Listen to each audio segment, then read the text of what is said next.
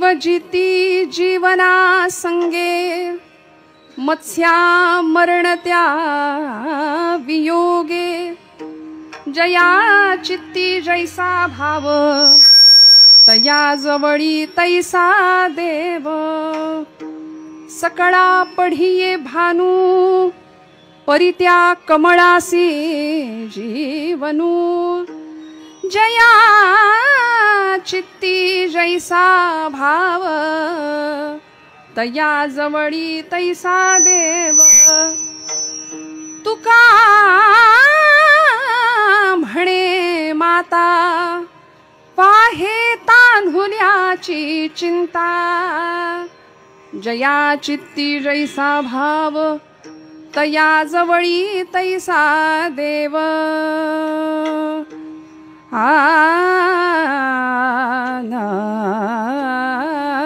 रंगा येईवो ये रंगा येईवो ये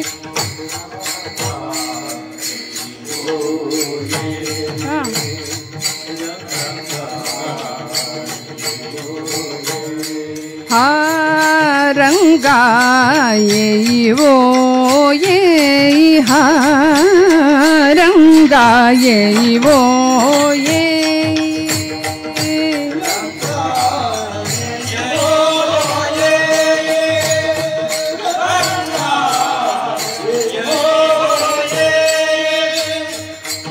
विठाई किठाई माझे कृष्णाई कानाई विठाई किठाई माझे विठाई किठाई माझे कृष्णाई कान्हाई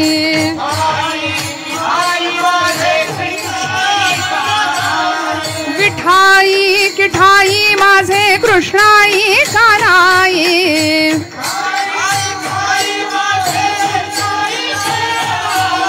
विठाई किठाई माझे कृष्णाई कान्हाई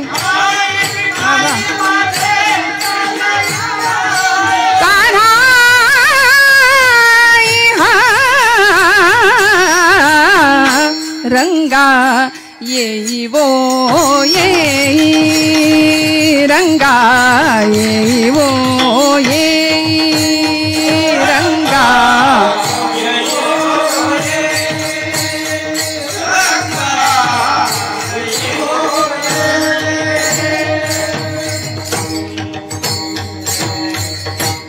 पांडुरंगा करू प्रथम नमन दुसरे चरण संतांचिया त्यांच्या कृपादाने कथेचा विस्तारू बाबाजी सद्गुरु दास तुका ओम नमो ज्ञानेश्वरा करुणाकरा दयाळा तुमचा अनुग्रह लाधलो पावन झालो चराचरी मस्तक हे पायावरी या वारकरी संतांच्या ब्रह्मानंदं परमसुखदं केवलं ज्ञानमूर्तिं द्वंद्वातीतं गगनसदृशं तत्त्वमस्यादिलक्ष्यम् एकं नित्यं विमलमचलं सर्वधी साक्षिभूतं भावातीतं त्रिगुणरहितं सद्गुरुं तं नमामि समचरणसरोजं सान्द्रनीलाम्बुदाभं जघननिहितपाणिं मण्डनं मण्डनानां तरुणतुलसीमाला कन्धरं कंजनेत्रं सदयधवलहासं विठ्ठलं चिंतयामि भेटी लागी पंढरीनाथा जीवा लागली तळमळ व्यथा जीवा लागली तळमळ व्यथा जीवा लागली तळमळ व्यथा तानपुरा तानपुरा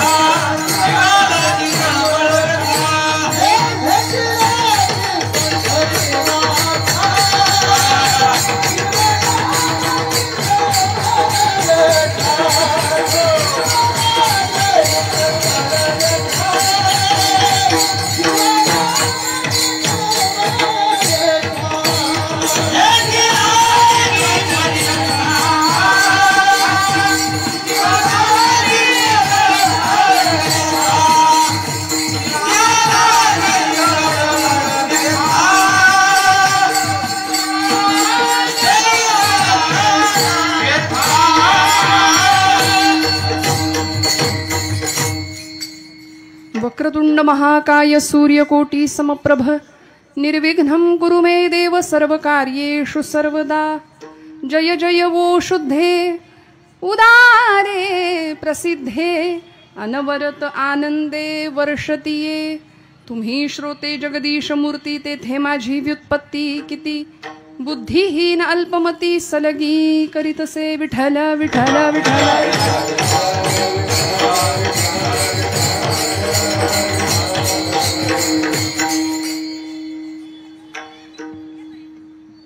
परमेश्वर स्वरूप उपस्थित सर्व श्रोतृवृंदांच्या हृदयस्थ परमात्म्याला अत्यंत श्रद्धापूर्वक भावनेने नमस्कार करते, नतमस्तक होते।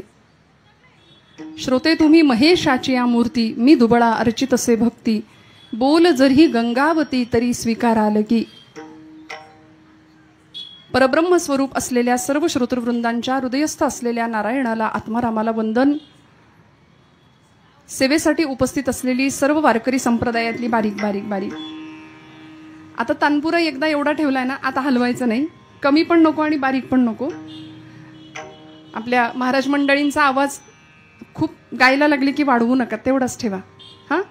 एकदा सेट झालेलं दादा हलवू नको। विठ्ठल विठ्ठल विठ्ठल।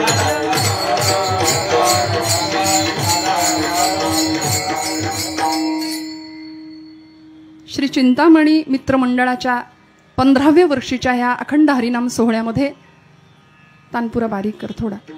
आपण सगळे इथे उपस्थित आहात। अत्यंत आनंदाचा उत्सव चालू आहे। तुम्ही आम्ही खेळीमेळी गदारोळी आनंदे। भगवंताच्या जवळ जाण्याचा अत्यंत सोपा सुलभ कलियुगातला मार्ग साधन कलौत हरी कीर्तनात, या कीर्तन भक्तीच्या माध्यमातून जीवनाचं परिशुद्ध कल्याण व्हावं या अत्यंत उदात्त हेतूने आपण सगळे इथे उपस्थित आहात। अत्यंत सुंदर अशा वातावरणामध्ये गेले 4 दिवस आणि आजचा 5म दिवस आज कीर्तनाच्या सेवेसाठी आपण सगळे इथे उपस्थित आहात। माझ्या परम भाग्याने आपल्या सगळ्यांच्या दर्शनाचा योग माझ्या वाट्याला आलाय। वारकरी संप्रदायातली निष्ठावंत वारकरी मंडळी, माझ्यापेक्षा वय अनुभव आणि ज्ञान या सर्वच बाबतीमध्ये मोठी असलेली मंडळी माझ्या आजूबाजूला आज उपस्थित आहेत। गायनाच्या साथीसाठी असलेली महाराष्ट्रातली नामवंत जाणकार गायक मंडळी, वादनाच्या क्षेत्रातली असलेली महाराष्ट्रातली नामवंत नादब्रह्माची सेवा करणारी, अत्यंत उत्तम पद्धतीने नादब्रह्माचा ठेवा जतन करून भगवंताला आवडेल अशी सेवा करणारी ही मंडळी, मनापासून सर्व महाराज मंडळींच्या चरणारवंदी कृतज्ञतापूर्वक वंदन करते। ज्यांच्या माध्यमातून मी इथं आले असं चिंतामणी मित्रमंडळ, त्या मंडळाचे अध्यक्ष हरिभक्तीपरायण आमचे दादा निलेश महाराज आहेर। आता तुम्ही हे सगळं भरवताय त्यामुळे आपण हरिभक्तपरायणच, कारण हे कोणाचंही काम नाही। बहुता जनांचे मुखी यश घ्यावे, सगळ्यांनी मिळून काम केलं जातं तेव्हा हा धर्माचं व्यासपीठ आणि हा डोलारा सगळा उभा राहतो, हा जगन्नाथाचा रथ हाकला जातो। पण आपण सगळी मंडळी, मंडळाचे सर्व कार्यकारी उपाध्यक्ष असतील, अध्यक्ष असतील, सर्व पदाधिकारी असतील, सगळ्यांच्या चरणारविंदी कृतज्ञतापूर्वक वंदन, त्यांच्याविषयी ऋण निर्देश व्यक्त करते। ज्यांच्या माध्यमातून मी इथं आले असे आमचे संतोष भाऊ जाधव वाल्हेकर, त्यांना मनापासून नमस्कार करते। या कार्यक्रमासाठी उपस्थित असलेली पंचक्रोशीतली सर्वच मान्यवर मंडळी, मी कुणाच्याही नावाचा उल्लेख शक्यतो घेत नाही, कारण एवढी मोठी नावं आहेत, एवढी मोठी माणसं माझ्या आजूबाजूला उपस्थित आहेत, सगळ्यांच्या नावाचा उल्लेख करणं क्रमप्राप्त नाही। हातात असलेल्या उर्वरित हातात असलेल्या वेळेमध्ये चिंतनाला योग्य न्याय दिला जावा आणि तुकोबरायांच्या गोड अशा अभंगाची अर्थपूजा बांधावी याकरता सर्वच ज्येष्ठ श्रेष्ठ ज्ञान अनुभव आणि वय या बाबतीमध्ये सर्व असलेल्या मंडळींना मनापासून नमस्कार करते। या व्यासपीठावरून आपण सगळ्या परब्रह्म स्वरूपातल्या श्रोतृवर्गामध्ये बसलेली सर्व माझी अत्यंत बहुश्रुत आणि सुहृद अंतःकरणाची मंडळी, मातृतुल्य पितृतुल्य बंधुवर्ग आणि भगिनी वर्ग, सगळ्यांच्या हृदयारविंदी परमात्म्याला नमस्कार आणि सेवेला आरंभ। विठ्ठल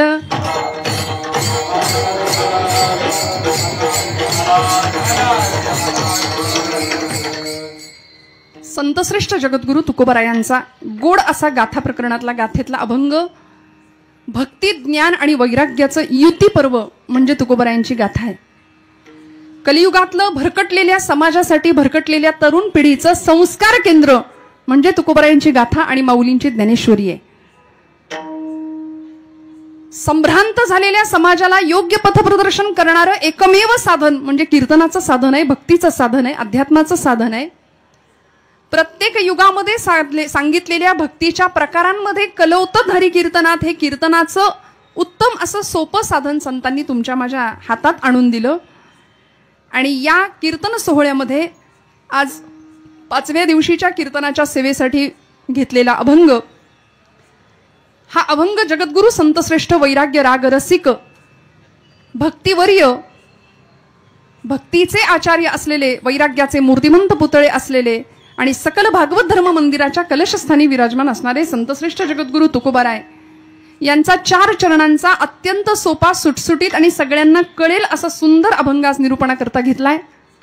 भक्तीच्या प्रांतामध्ये येणाऱ्या भक्तांनी, साधकांनी भगवंताचं सानिध्य प्राप्त करावं याकरता जीवनामध्ये अनन्य अशा भावाला किती महत्त्व द्यावं हे प्रतिपादन करताना वेगवेगळ्या दृष्टांताच्या साह्याने तुकोबाराय आपला सिद्धांत स्पष्ट करतात. विठ्ठल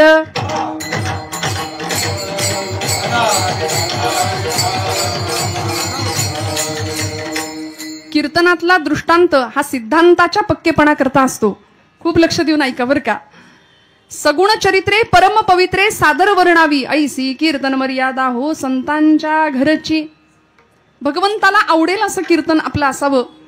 ज्ञानोबा तुकोबांच्या अभंगाचा परामर्श फक्त आपण घेऊ शकतो, त्या अभंगाच्या अर्थाची फक्त पूजा आपण बांधू शकतो. आपण अभंग सोडवू शकत नाही. तुम्ही म्हणाल ताई मग तुम्हाला बोलवलं कशाला आणि अभंग गायला कशाला, घेतला कशाला, जर सोडवणार नाही तर खरंच अभंग सुटू शकत नाही. अहो ज्ञानोबांना काय म्हणायचंय, तुकोबांना काय म्हणायचंय हे आपण कोण सांगणार? आपण नाही सांगू शकत. तुकोबा ज्यावेळी अभंग प्रसृत होत होता तुकोबांच्या मुखातनं भामनाथाच्या डोंगरावरती, त्यावेळी पशुपक्षी नाचायचे.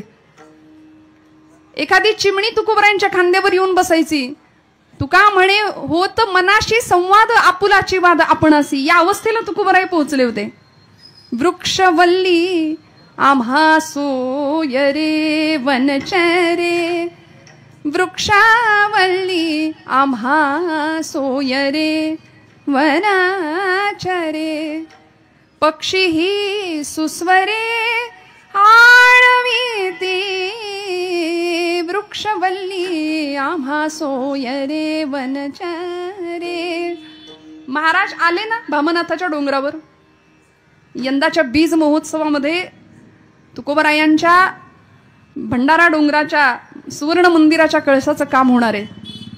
यावत चंद्र दिवा करो असा इतिहास घडणार आहे आपल्या महाराष्ट्राच्या भूमीमध्ये. सकल धरणीची शोभा वाढावी, महाराष्ट्राच्या मातीचं भूषण. 400 वर्ष लागली तुकोबारायांच्या या क्षणाला.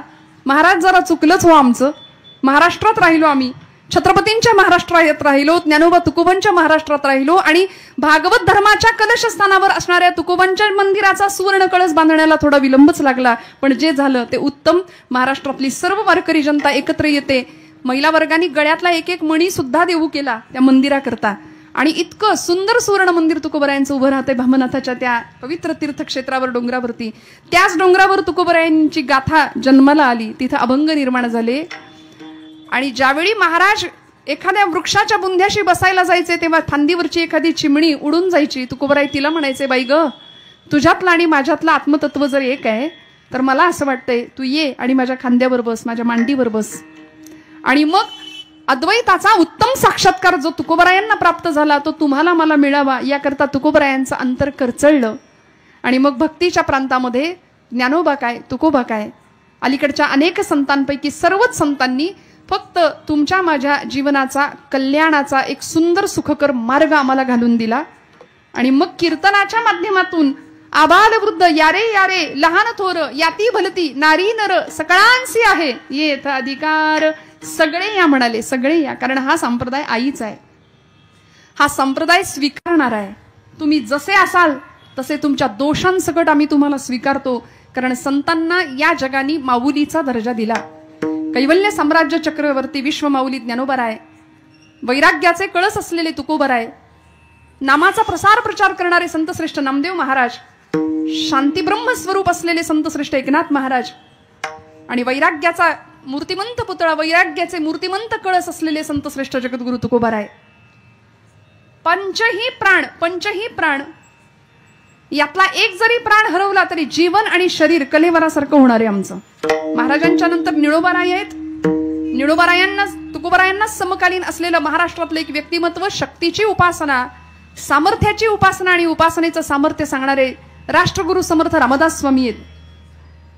ज्या चिंतामणींच्या भगवंतांच्या समोर आपण उपस्थित आहोत, इच्छित कामना पूर्ण करणारा, चिंतेचं हरण करणारा तो चिंतामणी. जीवनामध्ये आपण फक्त चिंताच करतो, आपण चिंतन नाही करत. आणि मग होतं काय? चिंता चिता समायुक्ता नको. बिंदू मात्रम विशेषतः निर्जीवम दहते चिता सजीवम दहते चिंता. एका अनुस्वाराचा फरक आहे फक्त. काय? चिंता चिता समायुक्ता समान शब्द आहेत, एका अनुस्वाराचा फरक आहे. निर्जीव माणसाला जाळण्याचं काम चिता करते आणि सजीवाला जाळण्याचं काम चिंता करते. मग जळायचं की भगवंताच्या कार्याला लागायचं हे ज्याचं त्यानं ठरवायचंय. काही लोकांना देव कळतो पण मिळत नाही मंडळी. काहींना देव मिळतो पण कळत नाही. काहींना देव मिळतो सुद्धा आणि कळतो सुद्धा. काहींना देव कळतही नाही आणि मिळतही नाही. विठ्ठल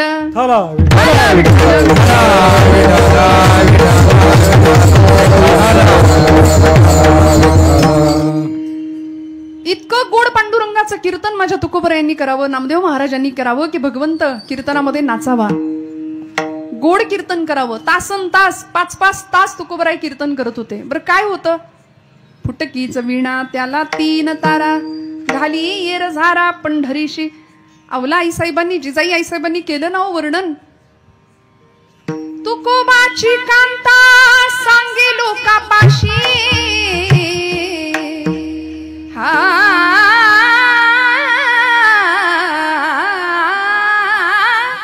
तुकोबाची कांता सांगे लोकापाशी,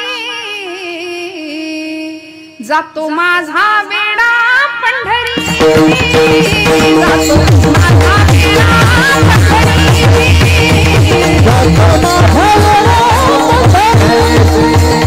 जातो माझा वेडा पंढरी.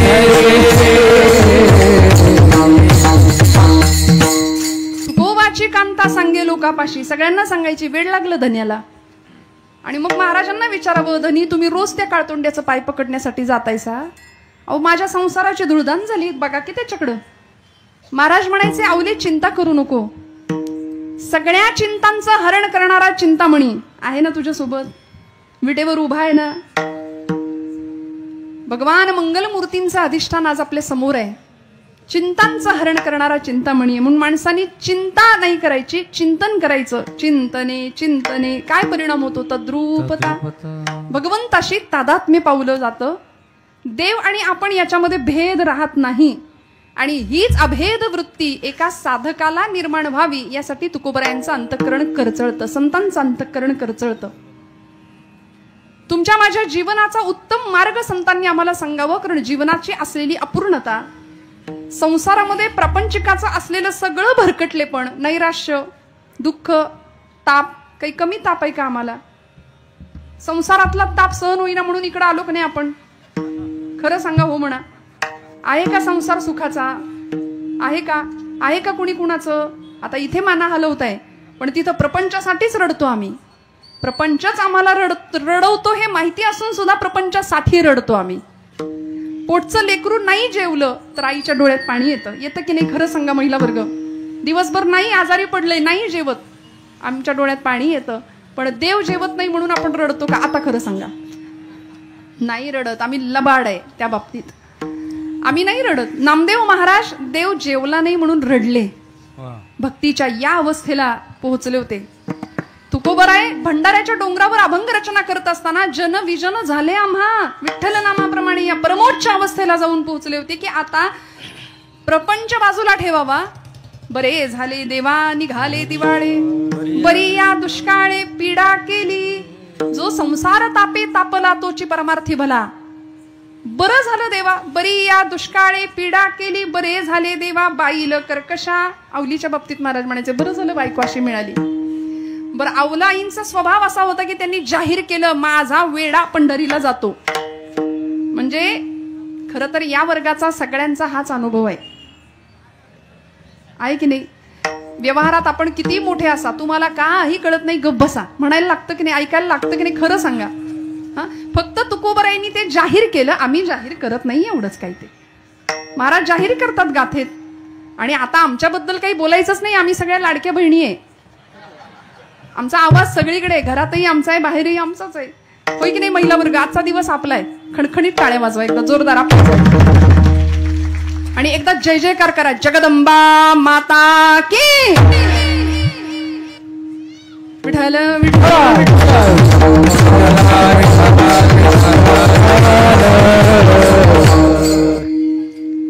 भारतीय संस्कृतीमध्ये कुटुंब व्यवस्था हा घटक आमच्या परंपरेने खूप सुंदर दिलाय. आणि त्या कुटुंब व्यवस्थेचा कणा असलेले आई आणि बाप, माता आणि पिता, हे व्यवहारातले जरी आई बाप असले तरी संतांनी माता पिता, तिकडे तो पंढरीनाथ पंढरीश परमात्मा उभा आहे ना विटेवर, त्याच्या ठिकाणी हे मातृत्व आणि पितृत्व पाहिलं. बाप आणि आई माझी विठ्ठल राखुमाई, माझे माहेर पंढरी आहे भिवरे छातिरी. ते माहेर समजलं आणि म्हणाले आता त्या माहेराचा वियोग आम्हाला सहन होता कामा नाहीये. म्हणून प्रपंचातलं माहेर ते वेगळं, पण निज माहेर आलो निजाच्या माहेरा, ते माहेर वेगळं. संतांनी ज्या माहेराची कल्पना केली ते माहेर वेगळं. आणि तिथं जावं, त्या भगवंताशी तादात्म्य प्राप्त करावं, ती भूमिका मान्य केली. आणि त्या भूमिकेतनं प्रवास केल्यानंतर संत त्या अवस्थेला जाऊन पोहोचले. तो ब्रह्मरस तुम्हाला आम्हाला मिळावा म्हणून अंतःकरण करचळावं. आणि मग जीवनामध्ये भक्तीच्या प्रांतामध्ये नेमकी कशाची गरज आहे. आम्ही सगळं करतो, जपजाप्य करतो, तीर्थयात्रा करतो, दानधर्म करतो, सेवा करतो, उपासना करतो, व्रतवैकल्य करतो, सगळं करतो आम्ही. पण या सगळ्यात कुठेच देव नसतो. सगळं करतो पण या सगळ्यात देव सोडून सगळं असतं. नवरात्र उत्सवाला 9 दिवस तुम्ही म्हणाल ताई महिला असून असं बोलता का, काय हरकत आहे. आमच्या महिला वर्गावर बऱ्याचदा एक ठपका असतो, 4 बायका एकत्र जमल्या की सगळ्या वाल्लेकर नगरचं वर्तमानपत्र तिथं येतं. हिचं काय झालं, त्याचं काय झालं, ती तशीच तुला म्हणून सांगते असं म्हणून आम्ही सगळ्यांना सांगतो. पण मला असं वाटतं चर्चा करत असताना सुद्धा बोलू ऐसे बोले जेणे बोले विठ्ठल डोले. तुमचं माझं बोलणं असं असावं की दुसऱ्याच्या हृदयातला विठ्ठल परमात्मा डोलला पाहिजे. जमेल का असं बोल. वेचिते वचन वेचिते वचन वेचिते वचन वेचिते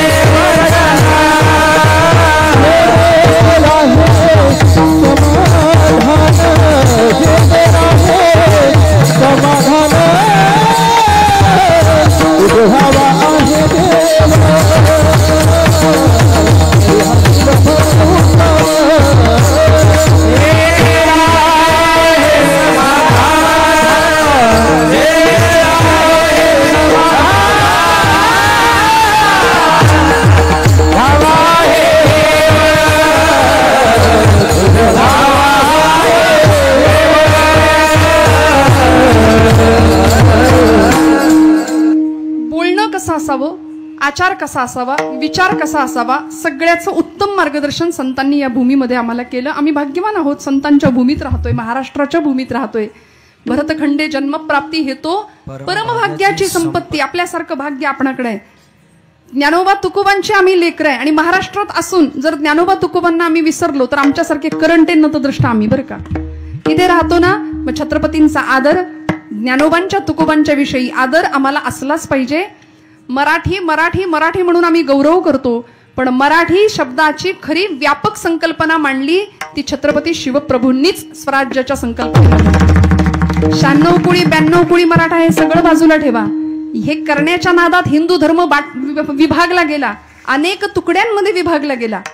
त्यामुळे ही विभागणी जर व्हायची नसेल आणि हिंदू धर्म एकसंध व्हायचा असेल ना, तर जातीपातीत विभागलेला आमचा हिंदू धर्म एकत्र येणं फार गरजेचं आहे. एका छत्राखाली, धर्माच्या छत्राखाली आपण असणं फार गरजेचं आहे. छत्रपती शिवराय मराठा म्हणतात, मराठा ती तुका मेळवावा, महाराष्ट्र धर्म वाढवावा. हे समर्थांचं वचन आहे. सगळा मराठा एकत्र करावा. मराठा म्हणजे फक्त 96 कुळी नाही, जो भगव्यासाठी मरतो तो मराठा आहे. जो भगव्यासाठी लढतो तो मराठा आहे. आपापसातलं भेद तत्व विसरून राजाशी एकनिष्ठ राहतो आणि जो भगव्यासाठी धारातीर्थी पडायला प्राणांची बाजी लावतो तो मराठा आहे. म्हणून आचार्य अत्रेंनी सुद्धा मराठी शब्दाची व्याख्या सांगितली. कुणाला म्हणायचं मराठी? अत्रे म्हणाले ज्याला ज्ञानोबांची एक तरी ओवी पाठ आहे त्याला म्हणायचं मराठी, ज्याला तुकोबरायांचा एक तरी अभंग किमान पाठ आहे त्याला म्हणायचं मराठी, आणि ज्यांनी माझ्या छत्रपती शिवप्रभूंचा एक तरी गड पायाखालनं घालून आणलाय त्याला म्हणायचं मराठी. विठ्ठल विठ्ठल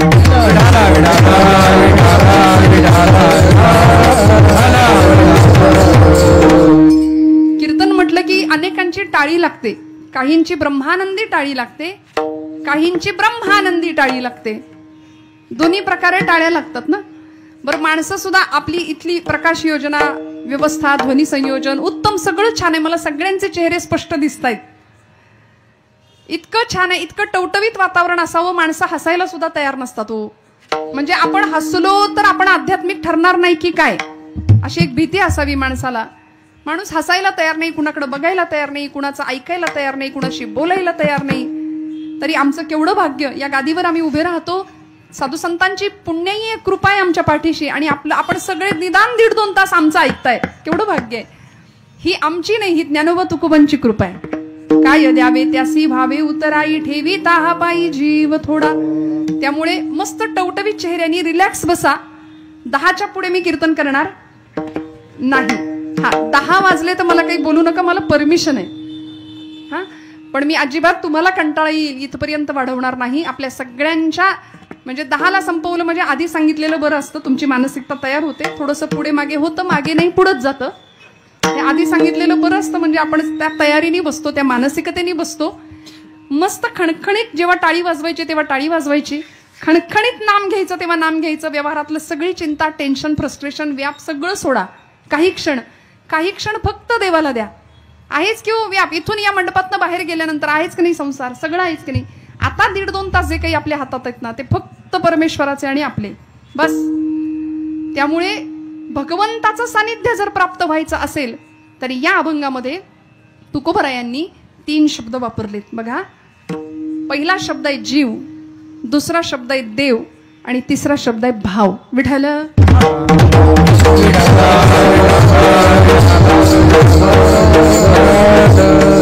जीवाचा आणि देवाचा संबंध सांगितला तुकोबरायांनी.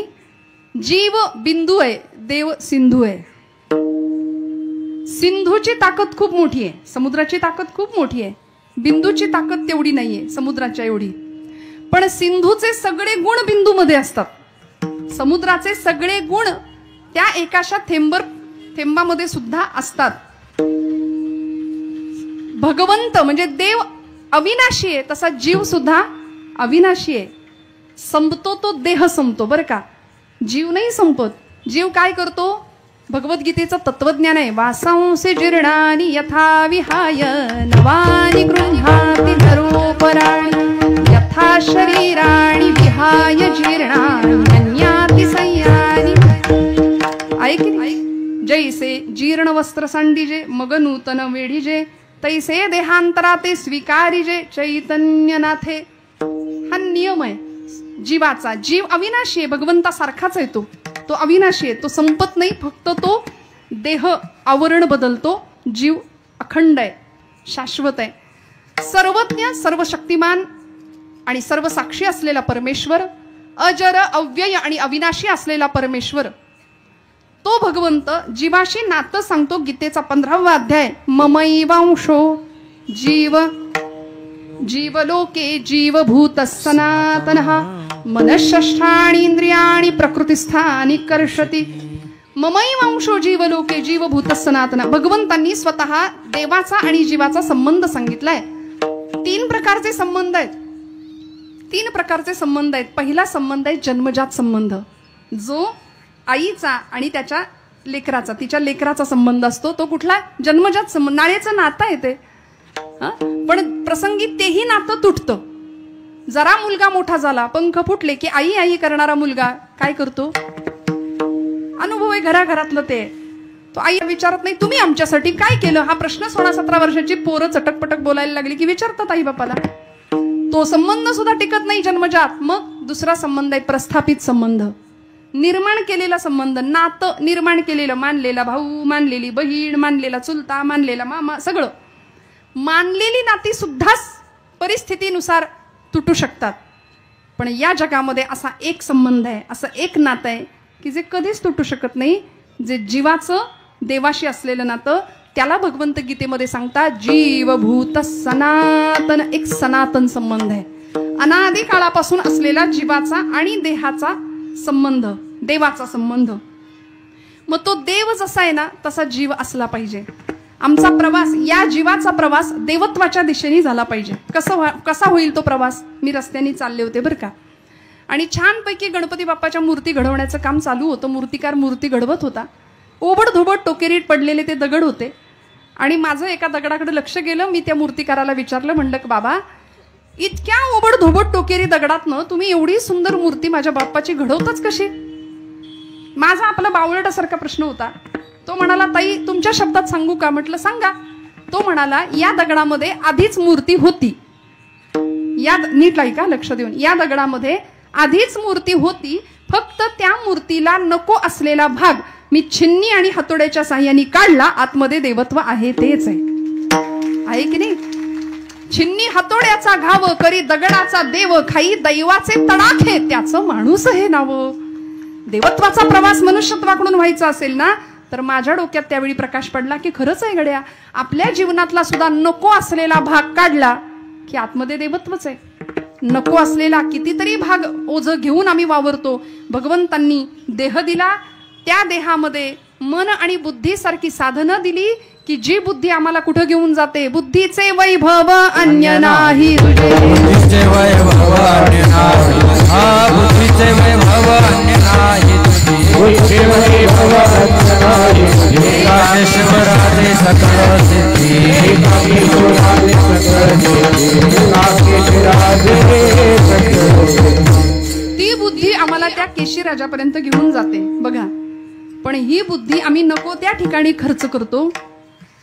मागे कुणाकडून तरी ऐकलं, हा जो मेंदू आहे याच्यामध्ये आपली बुद्धी आहे, काम देते.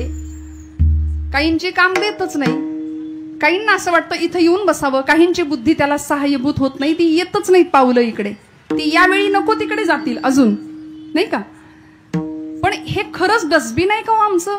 हे नाही ना. किती घाण भरली आम्ही याच्यामध्ये, विकल्पांची, विकारांची.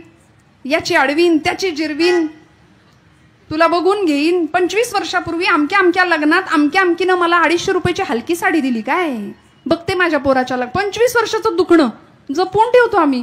इथं काय करायचं या सगळ्याचं?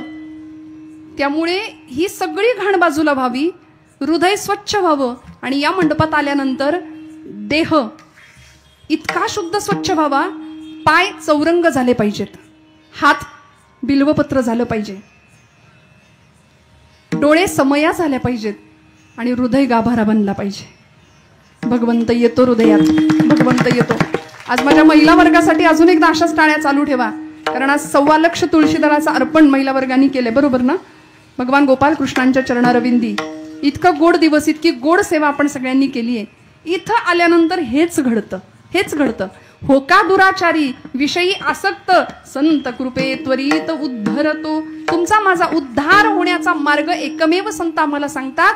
पण तो मार्ग नेमका कसा, कुठल्या मार्गाने झाला पाहिजे, कशावरती विश्वास ठेवला पाहिजे, आणि नेमका वियोग भगवंताचा कसा असला पाहिजे, हे